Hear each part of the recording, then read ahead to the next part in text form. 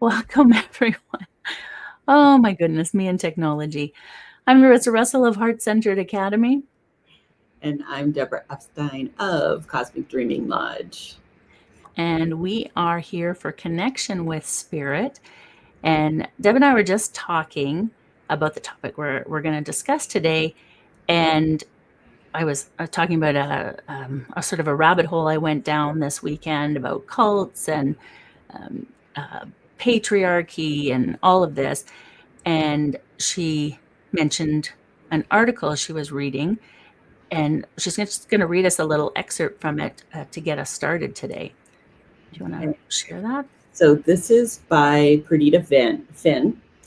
The title is Why the Matriarchy is a Trap.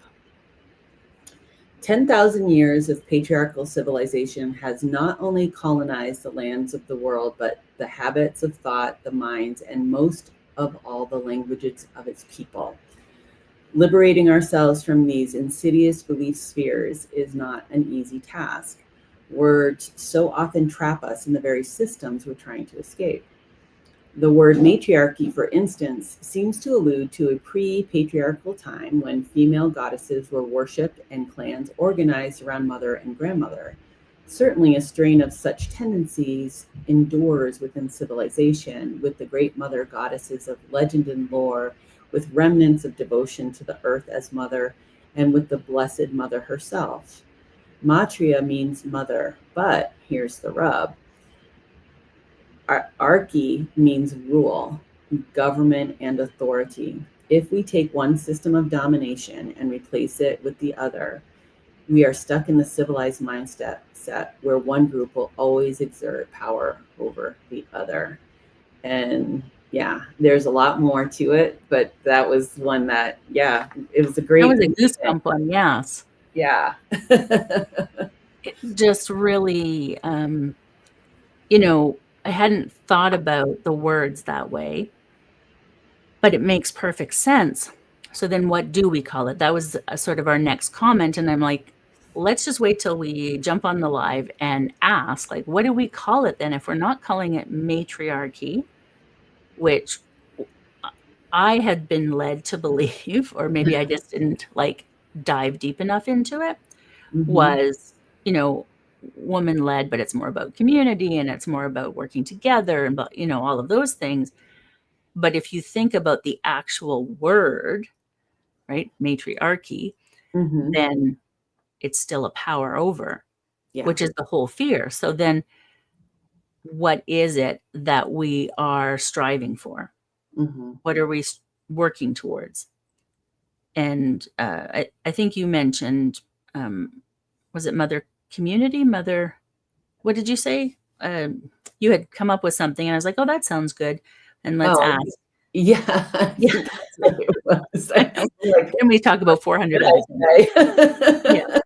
It may come back. I think because when you started in asking about like matriarchy and and I was really thinking, giving it more thought, and I was actually kind of in the thought of like, well, there's certain cultures like the Jewish culture that is more matriarchal, where their women are more revered. Um, but it would have to be, you'd have to call it something without the archy in it, right? And something Hmm. where all voices are heard, not just one over the other, but it it gender indifference. But then indifference means doesn't, like, it's like a dismissive in my mind. Like indifference is like, Yeah, yeah. so we want a sense of equal community or equal, balanced, Neutral. harmonious. Yeah, where it doesn't like your gender, like why is it that, the gender has a position here, one way or the other, right?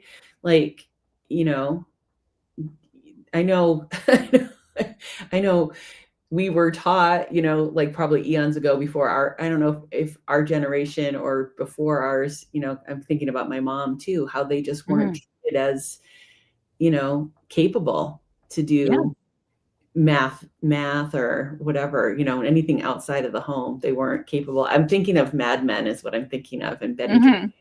and how, like, this is her life. She's the mom and she gets to have a nanny, and she gets, it's the vacuousness of, the female mind living into that, and we're not, human beings aren't wired for that. Whether Mhm.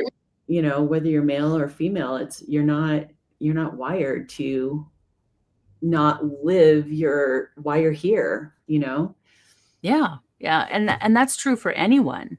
And I think that's been an issue. And I feel like it got worse in like the Industrial Revolution. And so like after the war, and then, as the factories were picking up and all of that, and then it became really like forcing the women to be at home. Before it was like, yeah, they did, but if they didn't, that was kind of okay too. Mm-hmm. It wasn't such a big deal. And then it became, no, this is a big deal. And you are a horrible person if you're not at home raising children. Mm-hmm. And and then it's like we've been scrambling ever since to come back from that. Mm-hmm. And if you look at sort of the power over, women, it really is, yeah, uh, it's the patriarchy. I went down this rabbit hole this weekend about cults and patriarchy and all of that. And one of the things that was mentioned, and I don't know that you know, I don't want to say it in a wrong way so that it like blows up in my face, but they mentioned that women are very much, they replaced the black slaves because, men were still not going to do those things. They weren't going to do the menial tasks. They weren't going to do that labor and things like that. So then it was like, well, somebody's got to do it. So now it's the women because we can't, force these people to, but we'll spin it in such a way that it is for their benefit. And so then women became the laborers, right? They raised the children and they did all the work at home. But men had it so tough, they had to go to work. And so the spin changed, but the story was the same, right? The Mm-hmm. undercurrent of that. And like, don't come at me about like, there's no comparison to, what slaves went through and what the Black people have gone through since as they've tried to recover from that trauma. Mm-hmm. I totally understand that. There is no comparison. However, the workload, if you look at the workload part of it and what women are expected to do and be happy about, Mm-hmm. right? So it is that, you know, um, supporting and that, the family, really looking after the family and all of those things, more and more is expected of women. And then, well, yeah, you can go to work, but you still have to do all of these other things, Mm-hmm. right? And so it's just been it's been heaped on and heaped on and heaped on, and it's breaking. It's breaking Yeah. now. Yeah. Yeah. Yeah. And I think too that, we have to remember to how each generation, it does change as it goes on, and my experience isn't the same experience my daughter had or that her son is going to have, or Mhm. that he's having and going to have, it's interesting because it changes, but yet, we're still carrying wounding, of that not being, I think about, not being allowed to play baseball on the boys team because I had to be 3 times as good or Mhm. better than the worst boy on the team. Mhm. But I was okay. It was okay to play on the farm team where I was like excelling past the boys that were on that team, and it was so frustrating just because I Mhm. didn't want to play softball. I wanted to play baseball. Mhm. Yeah. When I Yeah. think about the sports that were available to me as a female, that, now or weren't available, were available, and now it's pretty wide open. So like just in that in my lifetime, how that has changed, which is an awesome thing, but it's, me getting over that early programming of you're not good enough because you're not a male. You're just inherently not good enough. Yeah. So how Yeah. much, in women of our age group, how much does that play a part of us not going into places that we want to go, like challenging ourselves to take a stand, to use our voices? I mean, I don't know about you, but I know the women in, my community that I've been working with, that was like one of the number one things. I'm not enough, you Mhm. know, I'm good enough. I'm not this enough. I'm not that enough. And it still plays through within me. It's something I'm always catching myself at. I don't let it stop me, but it's there, Mhm. that Yeah. conversation. Yeah, and it's something that, very much true of our generation, that you did have to be, you know, 3 or 4 times better or more, because the expectations were completely different on women than on men. Mhm, And so, yes, you had to be that much better. And when we look at how that's playing into, the duality, the polarity, all of that that's happening in the world, it is that fight for power almost that's happening now, mhm, right? If we look at the patriarchy is sort of running scared because they're afraid that then if women take over the matriarchy and they are going to end up under the power of, they don't want to be treated as they've been treating. And mhm, so that's the fear. And when you look at, I've always questioned like why women would support the patriarchy, but also if that's what and that's like knowing something different, first of all, our brains are going to fight it. But second of all, like if you've grown up in a certain culture, you know, being a stay-at-home mom and then, having a husband that, looked after everything and all of those things that were very much a part, like it's shifted in a lot of ways, but the expectations are still different. And so we don't, like our brains, like we might want to make change, right? We don't want it to be that way, but our brain is so stuck in that, if we make change, we're going to die, right? Like our brains don't know the difference between stepping in front of a bus or trying something new. And so there's always that battle within us. And then as the changes are occurring, right? So we see things happening, we might, want it, but then our brains are fighting with it. So we think, do we really want it? And then everything gets uncomfortable because it's changing. And we end up with these two different sides. Throw in the algorithms and, we've got exactly where we are now. And wow, wow. Yeah. mhm. Yeah, yeah. There's just so much with all of that, Um, as you were talking, my mind was kind of flitting around on a lot of different ways to start kind of diving into this, because some of what you're saying too is that, we don't want to turn around and create the exact opposite. And, Mhm. some of it too is seeing that, looking back through history, not making things not making things wrong or bad, but just seeing them as is. I mean, that's how, like, when I work with people, that's how we have to work with ourselves, because Mhm. we, just within our own little sphere here, when you've done something wrong, or you did, or maybe you did something and you thought it was going to be really good and it turned out not so good. And Mhm. it's so easy just to go like beat up, make yourself wrong, instead of just going like, okay, that just didn't work out so well. Let's learn from that and move in this direction.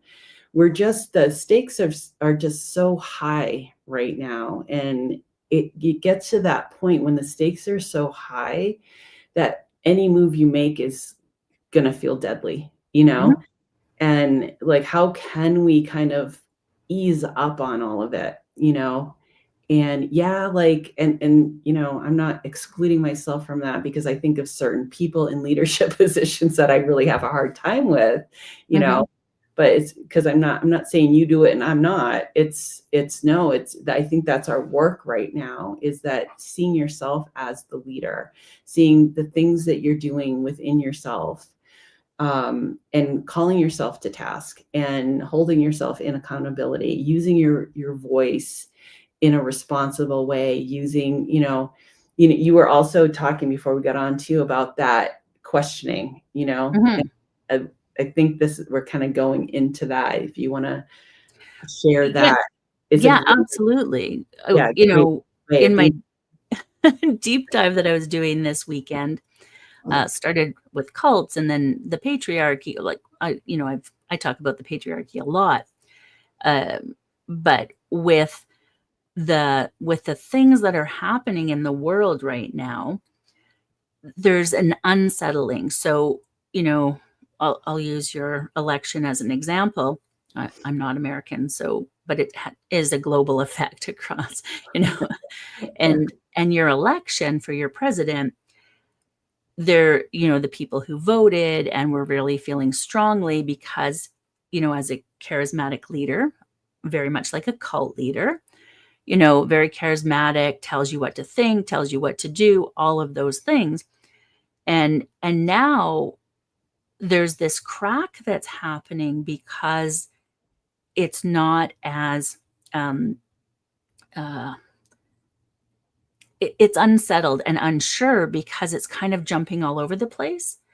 And Mhm. so in my sort of deep dive I was doing this weekend, I found this specialist on cults, and she was talking about how this is the perfect time to, like that people are starting to question why they voted, or do they really believe what he believes because of the things that are happening. And, we may want to jump in and tell them all the reasons why they shouldn't believe that. But it's really about questions, asking questions so that people who did, fall into the cult of can now start to explore. So asking people to share, why they voted, asking people to share, what the thought process was, what did they believe, why is it so important to them, and then they start to explore, does it make sense for them or not. And this came about because somehow I stumbled upon a ex-Mormon.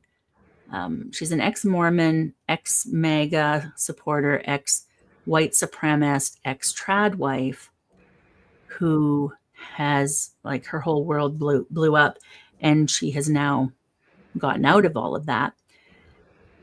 And she had said that, just when people would push, she would just push back more, right? Like it all made sense to her. And she was explaining why she voted for Trump. She was explaining why, she believed the things she did.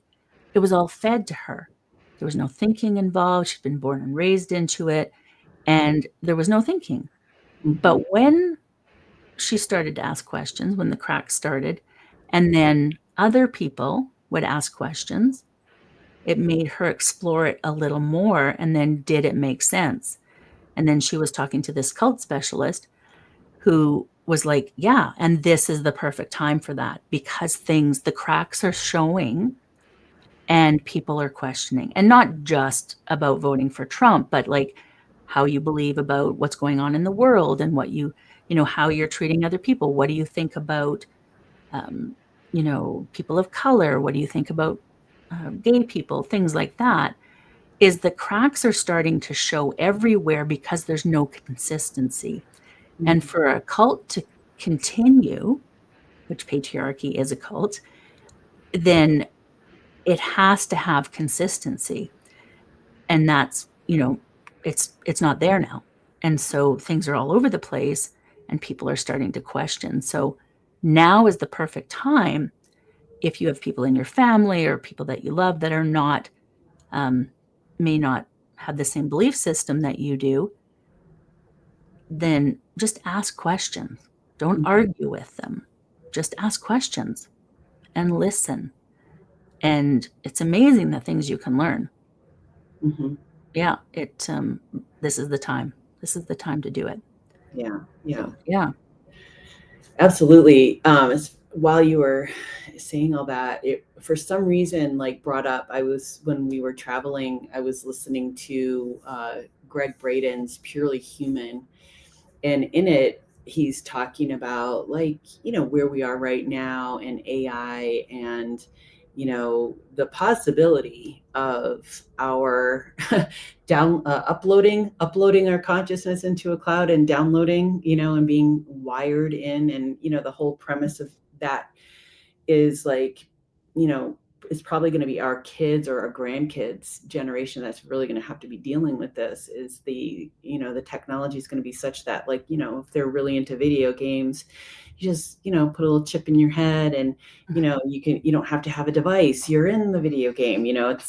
It's kind of scary when you start reading about like where AI could go, and some of the technology that they have already in place, and there's joking about Elon Musk and when he glitches, and and he's buffering and all that kind of stuff. I mean, we laugh, but like, gosh, what if he's like the guinea pig, testing out that link? And there's also a guy, David Icke, that talks about the Neuralink and all that kind of stuff. That it's out there, and we think like, oh, that's far-fetched science, sci-fi kind of stuff. But when you start talking about like, if this all breaks apart, they're going to have to find a way to control the masses, and technology. What technology would be the way, and how can I get them to just buy into it, And we have bought into it. Look at how much those likes and shares and comments mean to us, give meaning to us. Yeah. People, there are so many people, not everyone, of course, but there are so many people whose whole existence is based on what other people think of them. Mm-hmm. And so, and you look at some of I was having this conversation earlier today about this ballerina farmer who is a Mormon trad wife, farm girl, and how, people are finding like inspiration from her. But when you go behind the scenes and see how much the church is involved and how much they're supporting this and how much money is behind it, it's messaging that the cult is giving to gather more people in. And so, people think, oh yeah, I want that life. And I want to go and, make my own cheese and stay home with my kids and all of those things. And if you want to do that, great, do that, right? Like you should be able to make those choices, but understand what is the real messaging behind that. First of all, she has a shit ton of money and is not, struggling, but also it is being supported by that church, that messaging. And so if you look into it and what is expected of you, your thinking, your the way you act, the way you speak, who you're with, all of that is controlled by that church. And so, we see that with social media, like I was saying, this is a perfect example of that. Sometimes it's just I'm not important enough because I didn't get enough likes and shares. And sometimes it's actually conditioned messaging that's being given to us. So being really cognizant of that it's already happening. Going back to Musk, he's supposed to be starting that trial with the chips embedded to help people walk. That's where they're starting, right? Yeah. And okay, well that might be the story. Right? That's where we're starting. It could be a both and thing. Like, yeah, like, let's do some good with it too. I wouldn't trust anything from that man. So, I mean, it would be great if, people who want to walk would be able to, but also at what cost, right? At what cost? Mhm. And so really looking at that, and when we're looking at the things that are affecting the polarity for the divisiveness, digging underneath it to see, what is behind it. And I hadn't really thought about that until this weekend, right? I'm just like, why do people think about that? Okay, the algorithms, and that they find the information to support it, but I hadn't really thought about how it's being fed to them in such a specific way. Mhm. And so, yeah, it's been really fascinating, actually. Yeah. The Yeah. cult of patriarchy. Yeah, yeah. I mean, the it's interesting too because I read a book a long time ago that it's called, I believe it's like The Goddess in the Alphabet, and in it it talks about the matriarchal society, and it was like the flip. So we've kind of already done that. And Mhm. he was kind of the whole, I guess, premise of the book was how when we started to write letters, its writing is a lot more masculine and Mm, mhm. oral stuff is more feminine, and that how that writing changed the wiring in our brains as well. And language also comes before reality, so you change your language. There's a whole guy that has a whole system of things called conscious languaging, and if you change your language, Mhm. you can change your reality, all that kind of stuff. There's so many Yeah. different ways of working with the technology of our bodies that we don't really need the technology outside of us. Everything that we've created, like the internet, and we talk about downloads and uploads like spiritually. I mean, it Mhm. comes from our languaging here, but it's like Mhm. we can do all of that. We are the technology, right? But we had to create it outside of ourselves to learn that we can do it. And we need to kind of break the dependency that we have on our technology because it is dumbing us down, and we are giving away our power to it. Think about like if all I'm doing is performing for a like, where's Mhm. where's my creativity? You know, Mhm. where's my uniqueness? I'm just singing I'm singing a song for the audience and getting the reward from that. What would it be like to put something out authentic and have crickets? Happens all the time, but Mhm. it's you got to get good with that. You get to keep going. Like the whole idea, you know, for me anyway, the whole idea is as an artist and a writer and a creative and a healer is to get that information out there. And maybe a lot of times I don't do it successfully. I don't touch someone, or maybe it does, and it's too radical, and or it doesn't get seen. Mhm. So, but that doesn't mean you stop. It doesn't mean I stop because I'm refining all the time, right? The Yeah. more I do, if I just did it for the likes and I didn't get any likes and then I ended up quitting, then what? Then what am I going to do? You Mhm. know, Yeah. it's, what does that do for my own creativity? I don't stretch, I don't grow, I don't expand, all because I'm living and dying by the algorithm, you Yeah. know? Yeah. And just talking about the algorithm, as someone who loves to research things, I was, the only kid I knew that had the whole set of encyclopedias, and like, so, I love the internet. But because of the algorithms, it can be very difficult to find the other side, right? Mhm, Because it mhm. always wants to match what you, we know you believe this, so we're going to give it to you. Okay, but Yeah. I want to know why they believe that. So I want to explore that. And it can be really difficult to find. And Yeah. so you think then, well, if I'm searching for it and there's nothing there, then it must not be there. Mhm. And so that's actually where I've been using AI, is to search for things like that for me. And that then also feeds into people's justification of, myself included, right? Of why we believe what we believe, because it's right. And look, here's all the proof. There's Mhm. nothing saying anything different. Yeah. So of course I'm right, you know?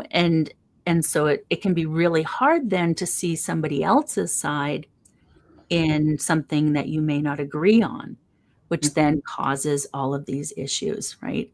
Mm-hmm. And then you have, you know, people that weaponize those differences Mm-hmm. and say, well, then you're not a good person, or you're not, whatever story they're telling, you're Mm-hmm. not worthy, you're not a human, you're less than. And in Mm-hmm. our hierarchical world that we live in, that can be devastating, right? To have people tell you that you are not important, that you are less than. Mm-hmm. And so then, of course, we have more divisiveness. We have people then hiding. We have people not speaking out because it's dangerous to Yeah. speak out. And so then it's just growing more and more. And so then what can we do when we see this and to make change, right? Because we know that the women are going to make the change. So what can we do to make change? And we have to go outside of our comfort zone. Something as simple as, talking to your neighbors, not the neighbors who look like you and not the neighbors who, have said hi to you, but talking to all your neighbors, right? Being in community breaks the cycle of uh, what's the brainwashing that we live in our society, right? That things are a certain way and everything has to be that way.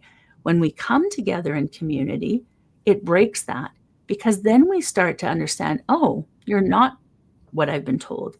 You're Mm-hmm. not what I thought. Because of course we make up all these stories based on our own perceptions of things, which are based on, our past.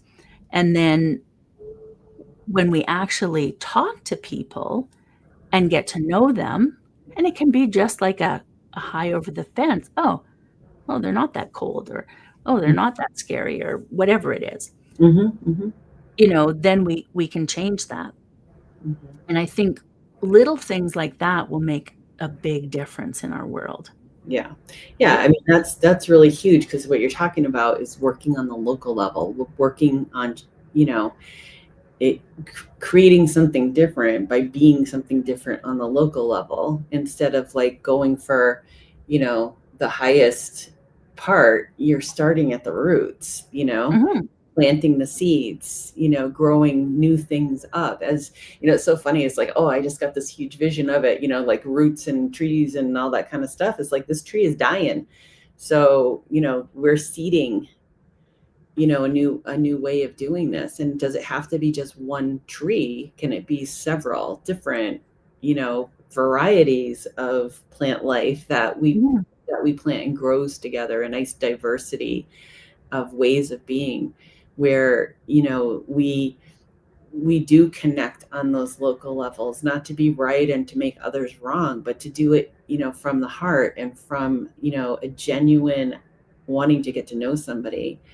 Mhm. uh, when you said something about, like, it just struck me, because I've actually been told this before, because I'm a very introverted person. Like, Mhm. when I'm out, on the land, especially, I'm like connecting with the land, I'm connecting with myself, and I'm just kind of in here.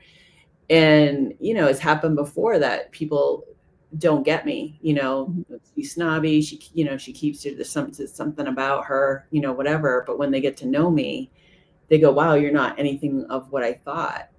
What I Yeah. thought you were. I thought you were, the B word or whatever, because I just thought you were just, where, especially when I was younger too, the town I grew up in, and then the neighboring towns there's a, oh, you're from Mattapoisett, where all the rich people live. I'm like, yeah, well, we have working class there too. It was just this perceptual thing. And then the whole story about me came from this person. And then once she got to know me, she was like, wow, you're not anything of what I thought, or anything of whatever. And that's the whole idea, is you got to break down the stereotypes. You're listening to, where did that stereotype even come from? Because you live in a certain zip code, or street or house, or you wear certain clothes, and it comes with this whole story about you. And if we're just labeling as we're walking by, I mean, that to me is a sin. You're not honoring a fellow human, and who they are and what they're here for. And really, you have to think about why we've been told to do that, right? Like, what's in it for the people who tell us to behave a certain way, show up a certain way, be afraid of certain people, all of that thing? What's in it for them is to keep us apart. Mm-hmm. And Yeah. so when we listen to it, so it's like the greatest resistance we can do is to come together in community. Mm-hmm. It is the absolute greatest resistance, because when we come together and we get to know our neighbors, and then we care about our neighbors, and then that grows to, we care about the people in our neighborhood, and then we care about the people and so it grows from there. It's the people who make change. Mm-hmm. But we often think, well, I'm just one person, what can I do? It's the reason why so many people don't vote. Yes. But by not voting, you're also voting. Don't Right. even get me started on that. But you know as Topic for another time. when we stay separate like that and think it doesn't matter, or I'm inconsequential, or they are, that's perfect for those leaders, because then they can tell you what to think, they can tell you how to behave, and how it should be, as opposed to, how many people are in government? Thousands versus the millions of people underneath. Mm-hmm. And we let them tell us what we should think and be and do. And not just them, big business does it, Yeah, it's all going to different. Madison Avenue. Like, if you look at the hierarchy anywhere, right? People with money are more important than people without. People who are educated are more important than people without. People in government, like, we have all of these different hierarchies that are bullshit. Mm-hmm. But we all fall into the belief system around it, because it's been so indoctrinated into us. Mm-hmm. So to break it, we then get to know our neighbors, right? Maybe help our neighbors, see that they're struggling with something, maybe help them, Mm-hmm. ask them if they need help, really come together as a people, right? And if you're afraid to, I know the States has had so many protests and things like that, which I think is amazing. Um, and we've had a number of them here, because my province is very much like your country, that, when we come together like that in a group, because one person standing up is terrifying, right? Mm-hmm. 10 people standing up, 100 people standing up, thousands of people standing up, millions of people standing up, and it grows. And we need to affect change, because what we're doing isn't working. Mm-hmm. And we keep thinking it has to be the same. It doesn't have to be the same. And so really looking at what that can mean, Mm-hmm. and like, really, that starting in community is the first step. Right. Humanize people. Right. Humanize. Yeah, we have to start getting out of our heads about, what we want it to look like, or what it should be, or, any of that, and start taking those actions, of Mhm. creating in community, and the Yeah. power of that. Like, we have been talking about this for a while now, right? How change starts here, with your inner work. And, maybe we're graduating a little bit to see that, okay, we're good. Let's start, finding other people that are good too, and start to come together, and then letting it grow that Mhm. way, instead of giving power away to those bigger, the media venues, the things that we're ensconced in all the time, Yeah. um, I would love it if people I'm friends with on Facebook would stop posting memes and other stories, and just start posting what's happening in your life, break those algorithms, stop reposting things that are fake anyway, and I don't know if we had been talking about that or I was talking to somebody else about it. Like there was someone that I know, and she had posted something she was very passionate about. And I just happened to, it just didn't, what I read that she reposted, it just didn't ring right with me. There's just something Mhm. about it. So I Mhm. looked it up, and it was just like a total fake made up thing. And it was just meant to drive an algorithm or drive numbers in a certain direction. And we're just passing, it's like a virus we're passing on Mhm. when we do stuff like that. So be authentic. Like if you read a piece like that and you have feelings about it, post your feelings about it. Don't repost someone else's stuff. Yeah. You know, Yeah, get say, "I saw this, and this is what I felt about it. This is yeah, what I thought." I I just similarly did, the same thing that I someone had posted, you know, uh, half truth. I wouldn't even say, maybe quarter truth. Like, there was a bit of truth in it, but yeah. it was really to be inflammatory. It was to get people, like, angry. And Hmm. so I'm like, "Well, if you actually look, this is what the whole thing that was said. This is what it's actually." And then they were upset because it's like, "Well, where did I say that this was not that?" And I'm like, "By posting half truths, you're just inflaming things. You're not helping." Yeah, Like, I do believe that you know, um, feel that this is wrong and great, but say that. yeah. Don't say, these half truths. Don't share this, the headlines of things that Hmm. other people have posted to just, get people riled up. Yeah. Because then when you're riled up like that, your brain shuts down. The Hmm. critical thinking shuts down. And Hmm. so, of course, it has the desired effect for those people. Yeah, And when you share those things without doing your due diligence of looking at, is it true? Is it not? What part of it's true? You're just perpetuating the problem.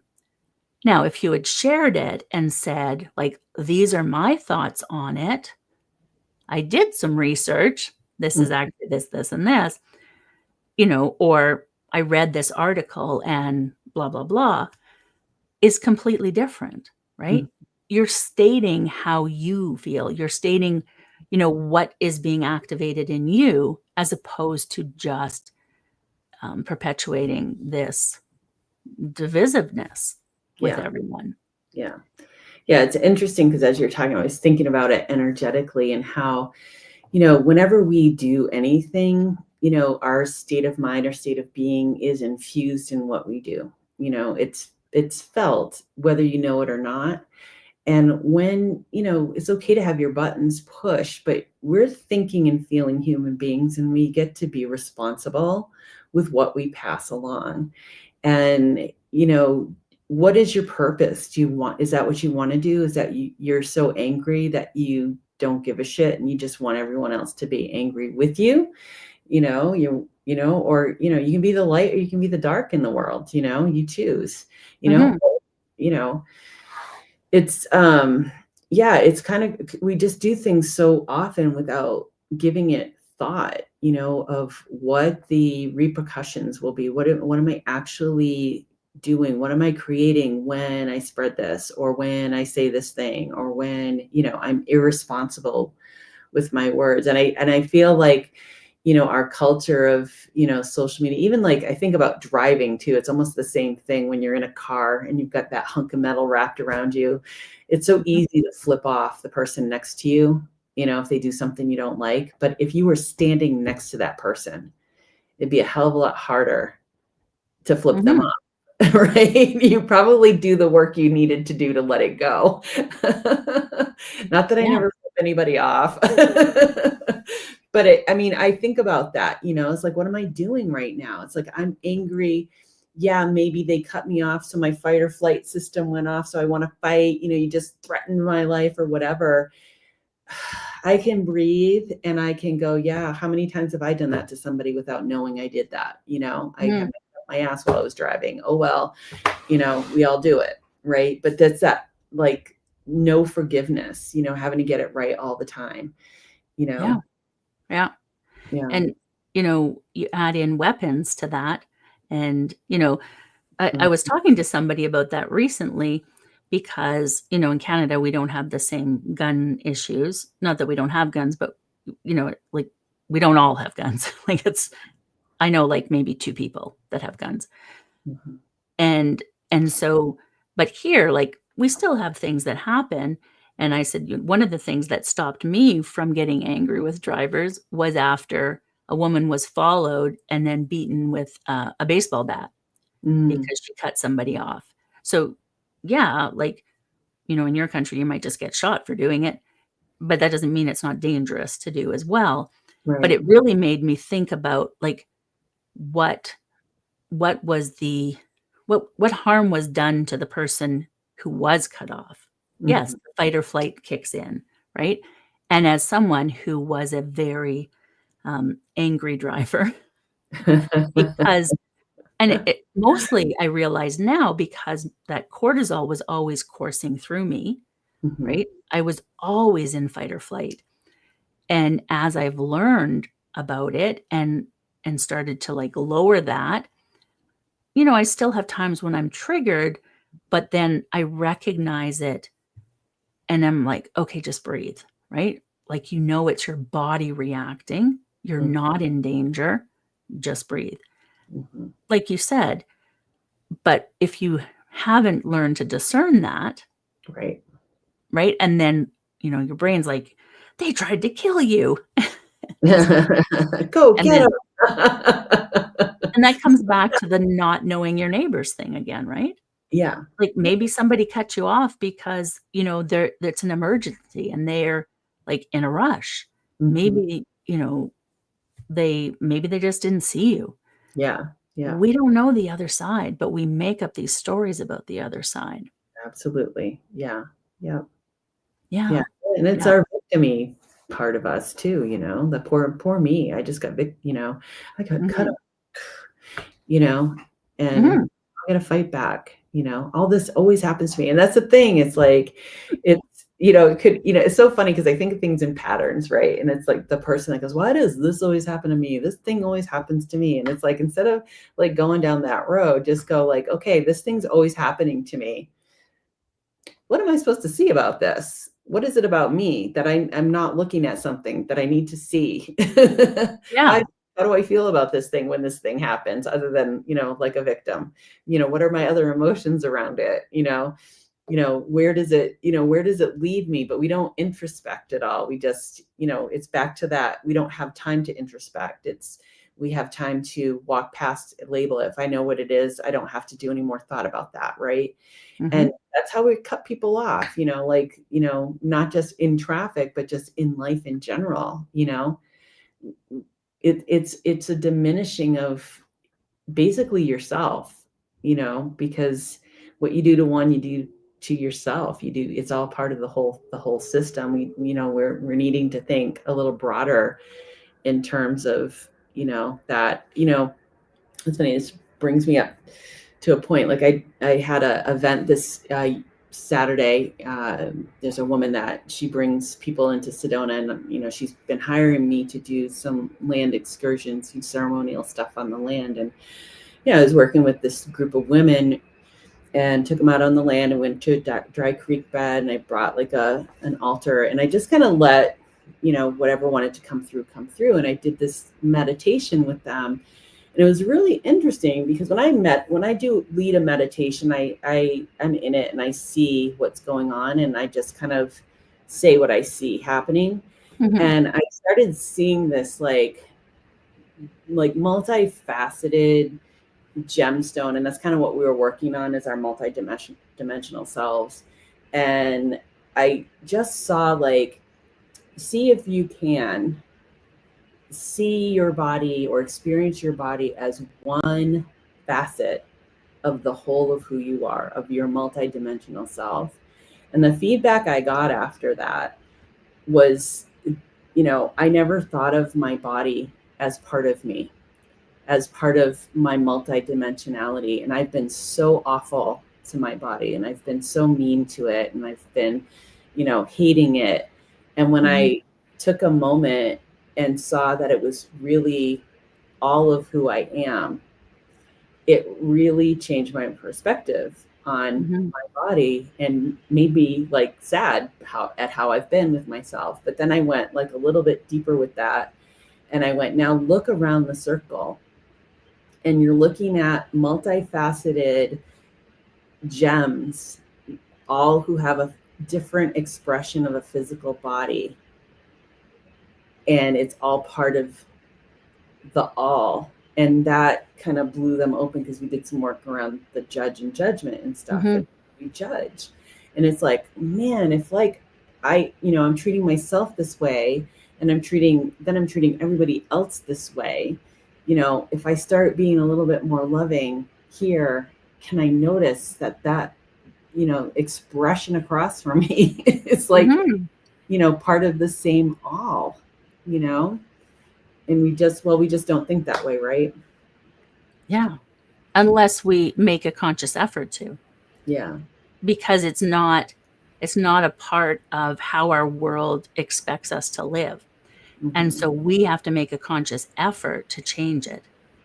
And now, seeing what we're seeing with what we've been indoctrinated with, now is the time to start paying attention to those things. Now is the time to make those conscious efforts, because we need to change things. I mean, things are shifting. That's why we're in the chaos that we're in, is that we are shifting. So where do you want to land in all of that? Yeah. And the more we can look at our part in it, because it's not everybody else, it's all of us, Yeah. right? Yeah. We're all a part of it. Yep. So it's easy to say, it's all the pumpkin's fault, or it's all, you know, we have a very interesting leader here, of our province, and she makes me so angry.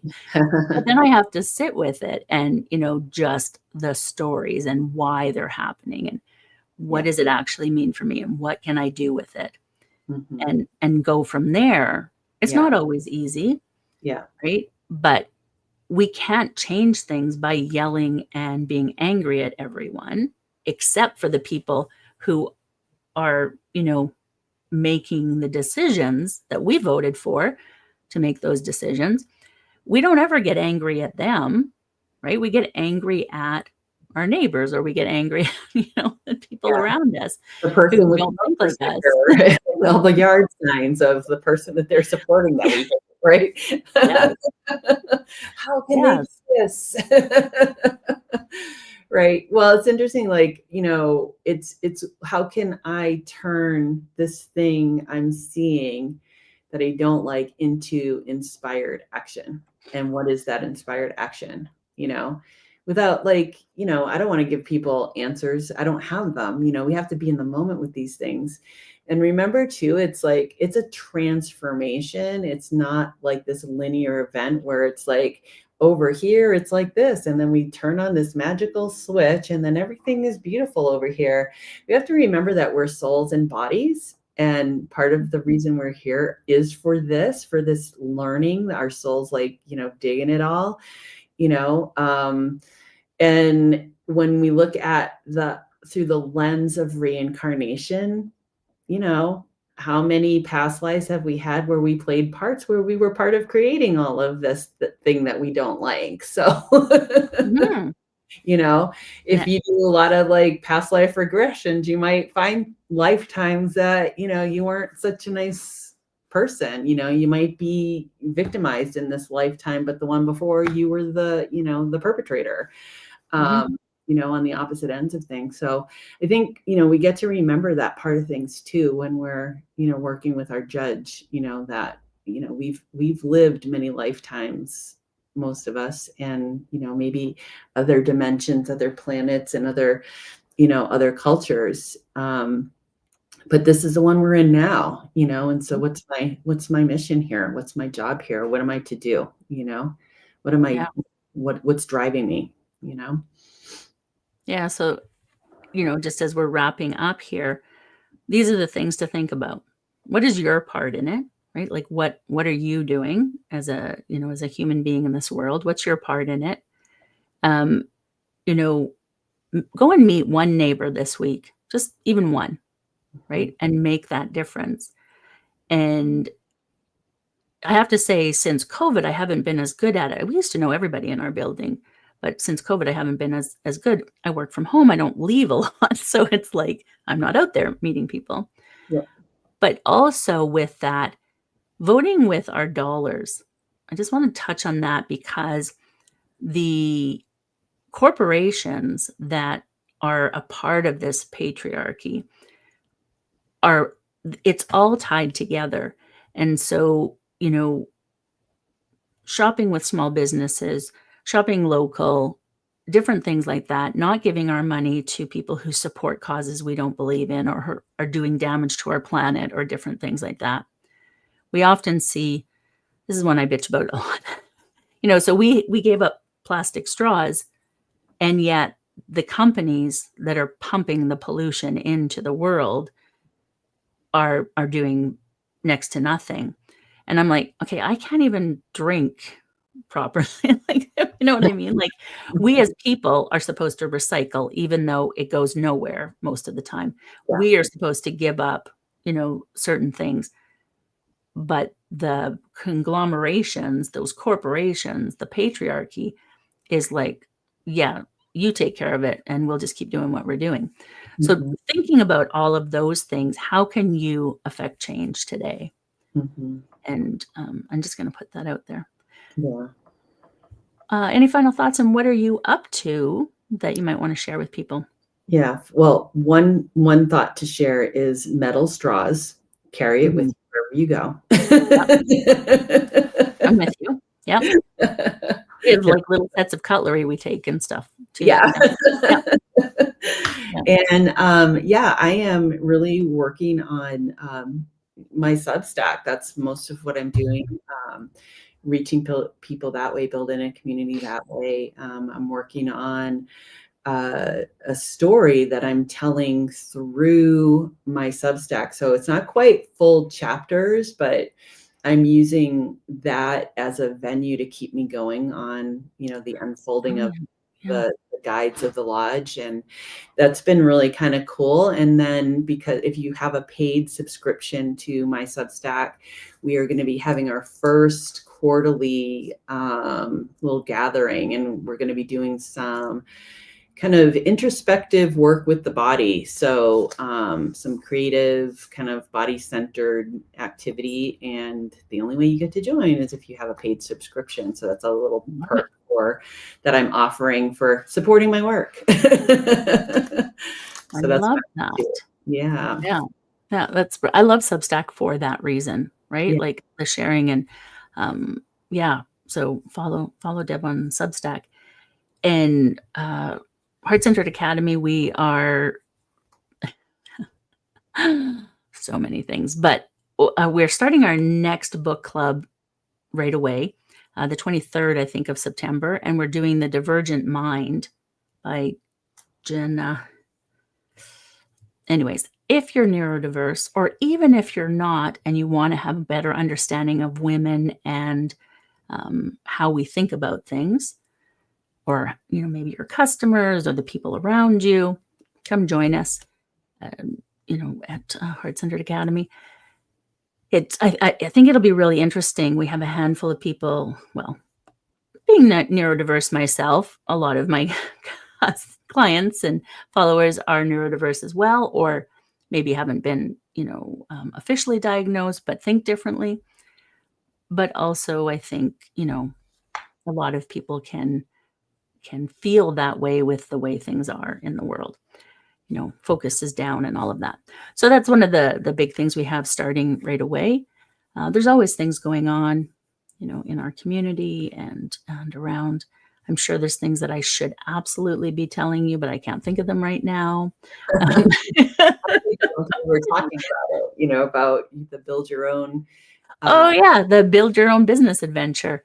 Yeah. Our aligned business building. Thank you for that. Our aligned business building program. It's a mastermind that we have for women in business, and we're restructuring it to like the old, maybe they're not old. When I was a child, you could get these like build your own story. And so you would like, make a decision and flip to page 19 to go this way or page 42 to go that way. And so we're building out the mastermind that way. So, do you want to work with social media? Do you not? Go this way or that way. Do you want to, be selling a physical product or a digital product? Do you want to have courses? Like all of those things so that you can really lean into what's going to work for you in business and align it with how you want to show up in the world. So yes, thank you. We are working on that as well. See, I said there was something I probably should have been sharing. Yeah. Yeah. So that, but thank you for those of you who joined us or who are going to watch the replay. And we love to hear from you. Please leave a comment, like, subscribe, ring the bell, do all of the things. But yeah, we absolutely love to hear your thoughts. And I would personally love to hear if you went and met a new neighbor. Yeah, I'd love to hear Yeah. that. Yeah. Yeah. All right. Well, Friends. thank you, everyone, for joining us, and we will see you next time on Connection with Spirit. Bye now.